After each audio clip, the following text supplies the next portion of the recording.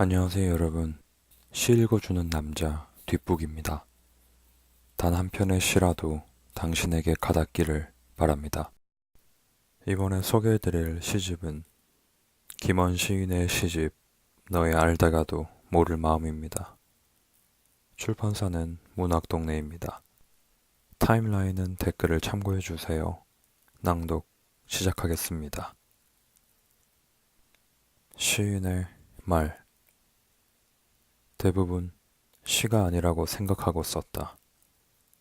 시라고 생각하고 썼으면 달라졌을까?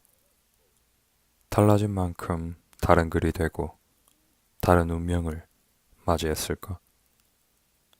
알 수 없는 일이지만 이미 일어났다. 일어나고 있다. 아직까지 아무것도 모르는 기억이 있을 것이다. 칼맛과 살맛. 칼맛을 아는 자와 살맛을 아는 자가 만나서 싸웠다. 한바탕 격전을 치르고 나서 칼맛을 아는 자가 말했다. 내 살을 남김없이 바쳐도 아깝지 않은 맛이야. 인정. 그러자 살맛을 안다는 자가 대꾸했다. 내 칼이 제대로 임자를 만났군. 그 맛에 푹 빠져서 나올 생각을 하지 않으니 말이야. 그는 살에 담긴 칼을 빼지 않고 돌아갔다.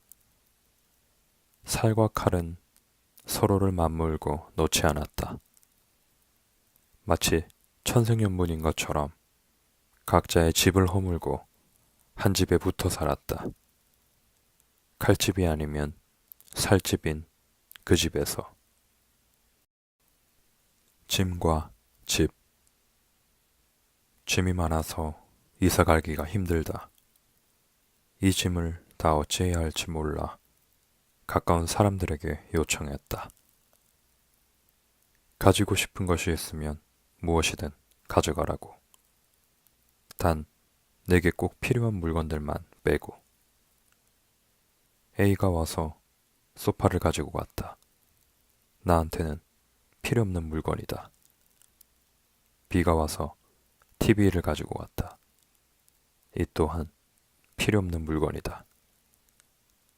C가 와서 냉장고를 짊어지고 갔다. 저 또한 필요가 없는 물건이다. D가 와서 책상과 의자와 책꽂이와 그리고 산더미 같은 책을 트럭에 싣고 갔다.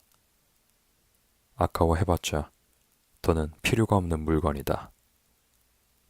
남아있는 물건이 하루하루 줄어들수록 나의 고민도 하루하루 줄어들고 드디어 홀가분한 마음으로 이사를 할 수 있는 날이 다가왔다. 이삿날 친구들이 나의 이사를 돕겠다고 찾아왔다. 짐이라곤 나 하나뿐이라는 사실을 알고는 으쌰으쌰 힘을 모아서 새 집으로 나를 옮겨놨다. 나는 얌전히 새로 지은 집에 들어가서 누워있다. 너무도 편안한 자세로 누워서 가끔은 이런 생각을 한다. 이 또한 내게 꼭 필요한 물건이었을까? 혼자 있는 사람과 아무도 없는 사람. 둘이 무슨 차이가 있을까? 혼자 있다는 건 자기 말고는 아무도 없다는 것. 아무와도 아무런 관계가 없다는 것. 없어진다는 것.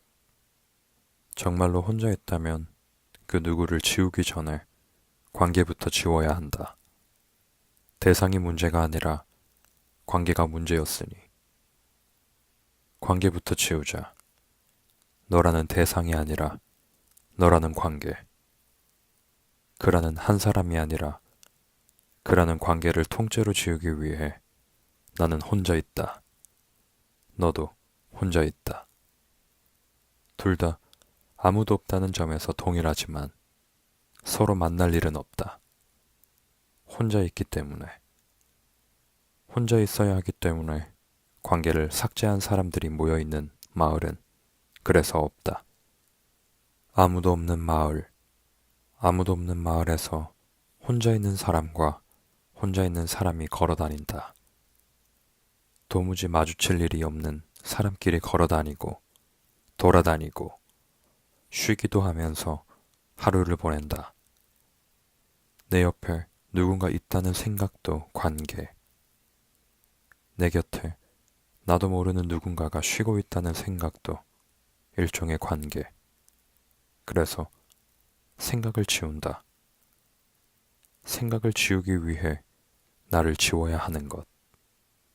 그것이 혼자 있기의 정수. 혼자 있기의 진실. 혼자 있기에 불가능한 시련을 덮기 위하여 죽음이 있고 자살이 있고 때로는 타살도 필요하다. 그렇게도 혼자 있고 싶어 했으니 누군가라도 도와줘야 한다. 혼자 있도록 영원히 그리고 완전 무결하게 혼자 있는 상태를 실현하도록 도와주는 죽음. 누가 관여했건 무엇이 원인이 되었건 어떤 사건이 발단이 되었건 상관없이 결과적으로 아무도 없는 죽음이 혼자 있는 나를 돕는다. 결정적으로 돕는다. 혼자 있는지도 모르는 나를 실현한다. 아무도 없는 곳에서 나는 혼자 있다. 누구도 없는 곳에서 너도 혼자 있다. 둘은 만나봐야 서로를 알아보지 못한다. 각자를 생각하지도 못한다. 각자의 생각조차 씨가 마른 곳에서 아무도 없는 몸이 태어난다. 혼자 있는 생각이 만개한다. 마음이 말을 하려고 태어났다. 말을 하지 못해서 태어났지. 누구든 내 잠을 깨운다면 그 말을 하겠네. 나는 쫓겨날 줄 알았고 쫓겨나서도 쫓겨나는 줄 알았고 그래서 네 발을 핥고 측은한 표정을 지었다고 말하겠지. 나를 버렸으니 네가 불쌍한 거야. 네가 가슴 아픈 거야. 그걸 모른다면 몰라서 더 불쌍한 너의 발을 핥고 빨고 씻어주었지. 말 못하는 내가 오늘은 어디서 잠을 이루고 오늘은 누구한테서 음식을 받아 먹고 또 오늘은 어느 집 개에 몰려서 쫓겨다닐까? 죽었다고 한다면 안심이 될까? 네 마음 살았다고 한다면 한숨을 놓을까? 너의 알다가도 모를 마음. 나는 마음인데 나도 마음이고 너도 마음인데 말 못하는 내가 말 못하는 내게 하는 말을 어찌 알겠니? 잘 가라는 말도 미안하다는 말도 울먹거리는 말도 나는 다 알아듣는데 너는 기어이 모르고 있다네. 몰라서 잠들었다네. 어느 길바닥에 나를 맡겨버리고 돌아간 너의 흰색 승용차를. 집에 들어가기가 싫다. 집에 들어가기가 싫어서 집 앞 공원에 있다. 집 앞 공원에서 다른 사람들의 말소리를 듣고 있다. 모두 통화 중이다. 사귀는 소리도 있고, 사귀지 않는 소리도 있고, 속삭이는 소리도 있고, 속삭이지 않는 소리도 함께 있다. 나처럼 혼자 있는 소리도 있다. 나는 무슨 소리를 내고 있는 걸까? 혼자서 이런 질문을 하는 소리를 들리지 않게 내면서 시간을 보내고 있다. 집에 들어가야 할 시간이다. 집에 들어가면 소리가 있다. 아프다는 소리, 힘들다는 소리, 돈 없다는 소리. 저 소리들이 모두 나와 상관없는 소리라면 얼마나 좋을까 하는 소리도 나한테서 들린다. 외국어처럼 들린다. 외국인처럼 알아들을 수 없는 소리를 누가 내고 있다. 그는 좀 전에 와서 공원에 앉았다. 행색을 보아하니 이 동네 사람이 아니다. 이 세상 사람도 아닌 것 같다. 저대로 파묻힌다면 두움이 되기에 적당한 행색을 하고 그는 일어나서 다시 걸어간다. 그가 가는 방향을 알 수 없다. 천천히 그리고 불규칙적으로 걸음을 떼는 그를 따라가면 그의 집이 나올까? 나오기나 할까? 그곳이 어디든 어제 집이었던 그 집에서 나는 오늘 나왔고 다시 들어가고 있다. 집에 들어가기가 싫다. 나는 내가 없어야 할 곳으로 가고 있다. 없으면 더 좋을 곳으로 왜 가야 하는가?